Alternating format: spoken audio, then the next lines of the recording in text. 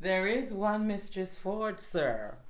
Why, sir, she's a good creature. Lord, Lord, your worship's a wanton. Well, heaven forgive you and all of us, I pray. Mary, this is the short and the long of it. You have brought her into such a canaries as 'tis wonderful. Oh, the best courtiers of them all, when the court lay at Windsor, could never have brought her into such a canaries. There has been knights and lords and gentlemen with their coaches, coach after coach, letter after letter, gift after gift, smelling so sweetly all musk and so rustling. I warrant you in silks and gold, and in such elegant terms, and in such wine and sugar, of the best and the fairest that would have won any woman's heart. And I warrant you, they could never get a eye winker for her. Oh, I myself had 20 angels given me this very morning, but I defy all angels of any such sort, as they say, but in the way of honesty. And I warrant you, they could never get her so much as sip on a cup with the proudest of them all. Yet there has been earls, nay, which is more, pensioners. I warrant you, all is one with her.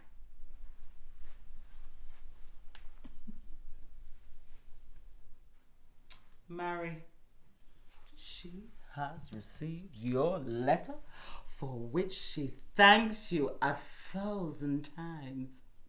And she gives you to notify that her husband will be absent from the house between 10 and 11. Then you may come over and see the picture she said that you were of. Master Ford, her husband, will be from home. Oh, alas, sweet woman. She leads a ill life with him. He's a very jealousy man. She leads a very frumpled life with him.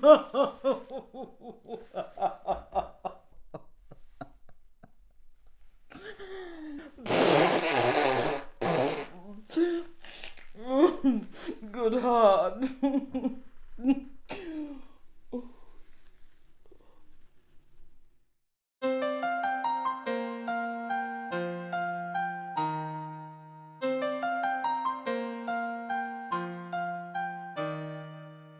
When I consider everything that grows holds imperfection but a little moment, that this huge stage presenteth naught but shows whereon the stars in secret influence comment.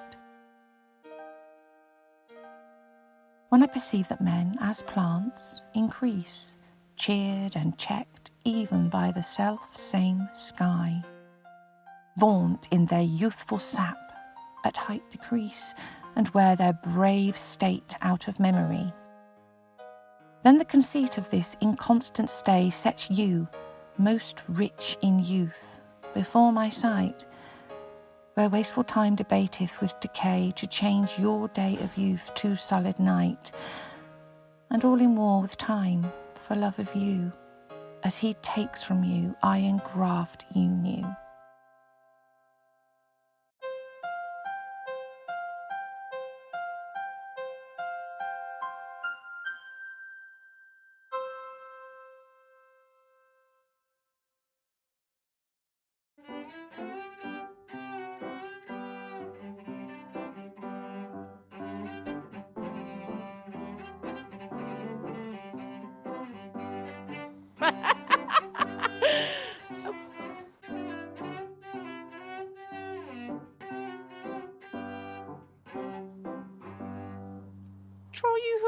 face?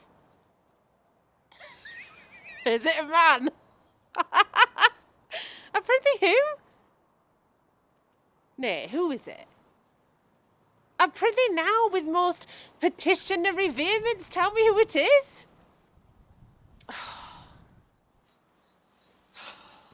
Good my complexion. Dost thou think, though I am caprisoned like a man, that I have a doublet and hose in my disposition?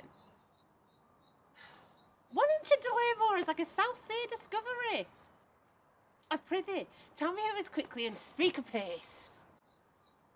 Oh, would thou couldst stammer that I might pour this concealed man out of thy mouth, as wine comes out of a narrow-mouthed bottle, either too much at once or none at all. I prithee, take the cork out of thy mouth, that I may drink thy tidings. Is he of God's making?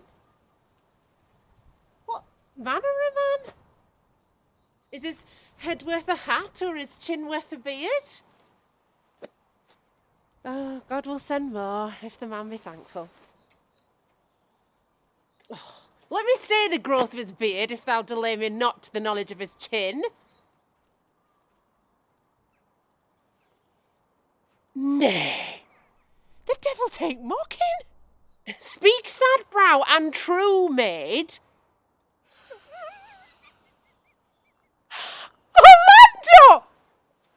Orlando!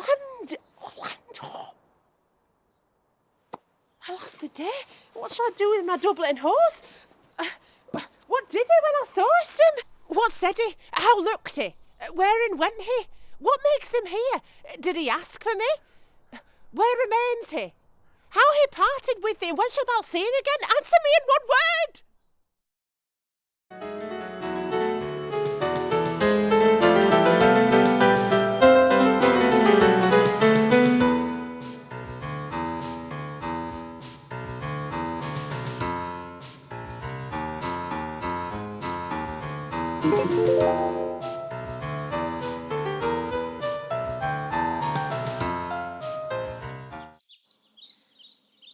Till I have no wife, I have nothing in France.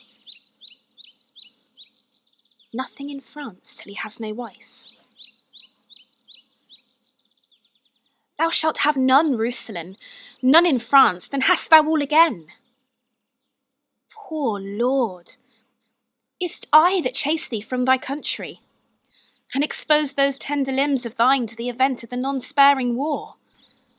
And is it I that drive thee from the sportive court, where thou wast shot at with fair eyes, to be the mark of smoky muskets? O you leaden messengers, that ride upon the violent speed of fire, fly with false aim, move the still-piecing air that sings with piercing, do not touch my lord. Whoever shoots at him, I set him there. Whoever charges on his forward breast, I am the caitiff that do hold him to it. And though I kill him not, I am the cause his death was so affected. Better 'twere I met the raven lion who roared with sharp constraints of hunger. Better 'twere that all the miseries that nature owes were mine at once. No. Come thou home, Rousselin, whence honour but of danger wins a scar, as oft it loses all. I will be gone. My being here it is that holds thee hence. Shall I stay here to do it? No. No.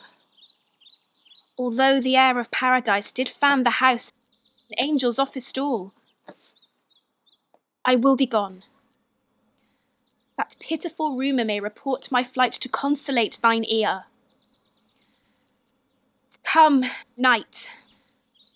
End day. For with the dark, poor thief, I'll steal away. How should I your true love know from another one? By his cockle hat and staff, and his sandal shoon. Say you, nay, pray you mark. He is dead and gone, lady, he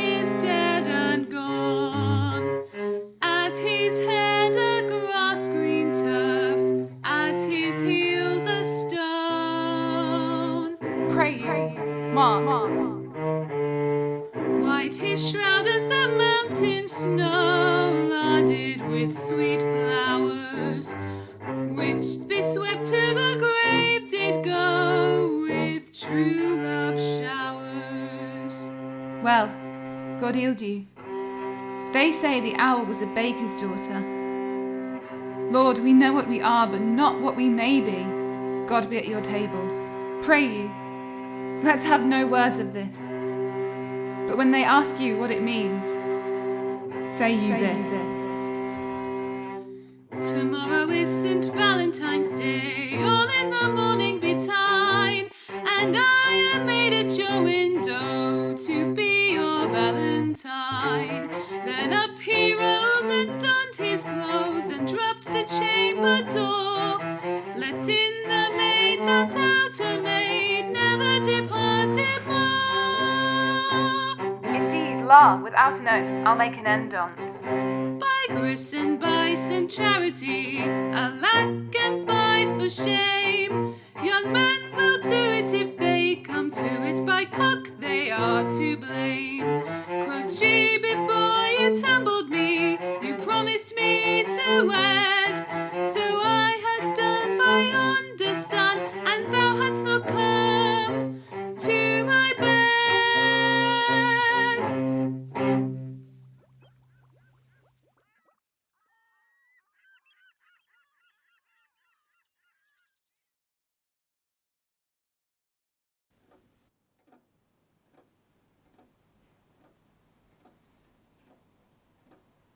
O you kind gods, cure this great breach in his abused nature.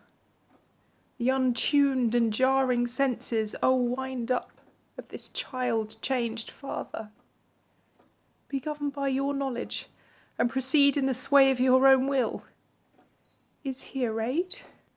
O my dear father, restoration, hang thy medicine on my lips, and let this kiss repair those violent harms that my two sisters have in thy reverence made.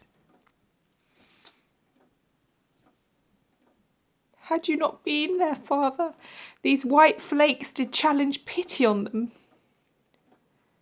Was this a face to be opposed against the warring winds, to stand against the deep dreadbolt thunder?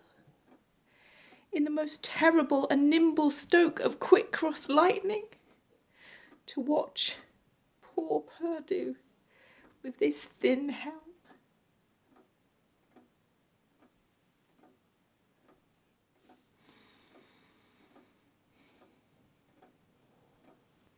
Mine enemy's dog, though he had bit me, should have stood that night against my fire.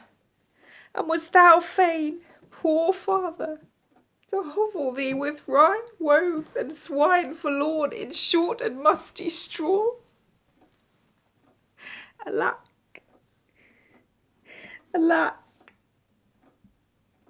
'tis wonder that thy life and wits had not concluded all.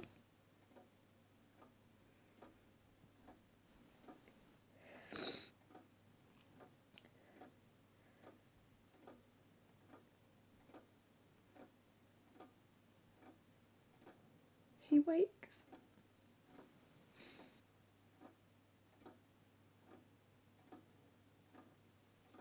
Speak to him.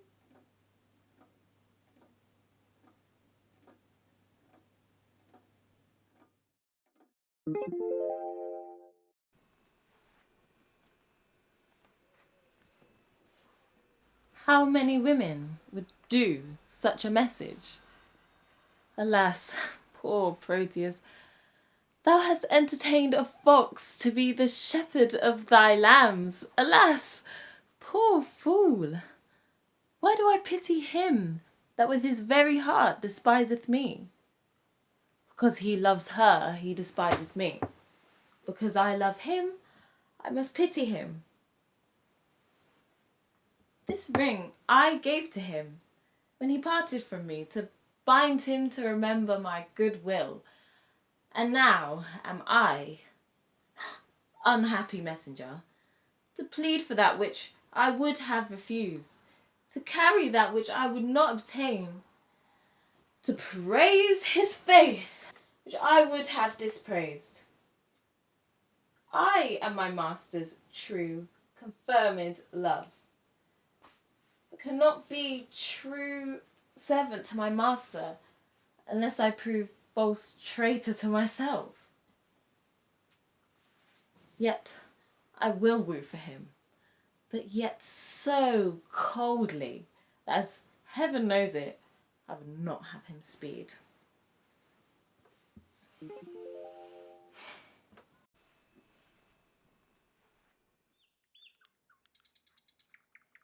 Think not I love him, though I ask for him. 'Tis but a peevish boy, yet he talks well. But what care I for words? Yet words do well when he that speaks them pleases those that hear. He is a pretty youth, not very pretty, for sure. He's proud, and yet his pride becomes him. He'll make a proper man. And faster than his tongue did make offence, his eye did heal it up.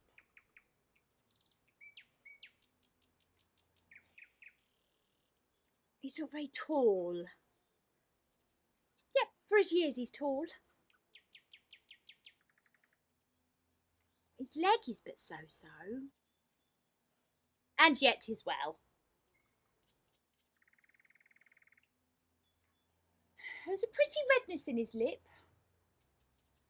a little riper and more lusty red than that mixed in his cheek. Just the difference betwixt the constant red and mingled damask. There be some women, Sylvius, had they marked him in parcels as I did, would have gone near to fall in love with him. But for my part, I love him not hate him not.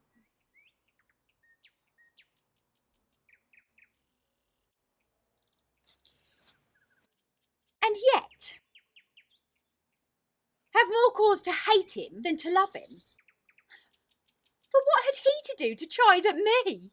He'd said mine eyes were black and my hair black, and now I am remembered scorned at me. I marvel why I answered not again. But that's all one. Admittance is no quittance. I'll write him a very taunting letter, and thou shalt bear it, wilt thou, Sylvius?